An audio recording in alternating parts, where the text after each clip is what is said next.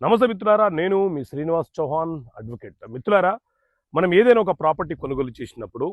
Sale డీడ్లో name కానీ, సరిహద్దులు కానీ, సర్వే నెంబర్ కానీ, ఎక్స్టెంట్ ఆఫ్ ల్యాండ్ కానీ, ఇంకా ఏదైనా ఆ డాక్యుమెంట్లో తప్పు దొర్లితే దాన్ని సవరించడానికి మనం కేసు ఫైల్ చేసుకోవడానికి అవకాశం ఉంటుందా? సాధారణంగా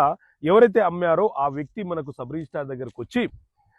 నేను సవరించడానికి సిద్ధంగా ఉన్నాను అని అంటే ఇద్దరు మ్యూచువల్ అండర్స్టాండింగ్తోని ఆ సవరణ అనేది జరిగిపోతుంది. కానీ అమ్మిన వ్యక్తి ముందుకు రాకపోతే మనం ఏం చేయవచ్చు అని అంటే స్పెసిఫిక్ రిలీఫ్ యాక్ట్ 1963 సెక్షన్ 26 ప్రకారంగా ఏదైనా ఒక డాక్యుమెంట్లో గిఫ్ట్ డీడ్ కావచ్చు, సేల్ డీడ్ కావచ్చు, పార్టీషన్ డీడ్ కావచ్చు, ఇంకా ఏ డీడ్ అయినా కావచ్చు, అందులో ఏవైనా తప్పులు దొర్లితే వాటిని సవరణ చేసుకోవడం కోసం మనం న్యాయస్థానంలో కేసు ఫైలు చేసుకొని రెక్టిఫికేషన్ కింద మనం కేసు ఫైల్ చేసుకొని ఎవరైతే మనకు అమ్మారో వాళ్ళకు కోర్టు ద్వారా సమన్స్ పంపించి కోర్టు ఆర్డర్ ద్వారా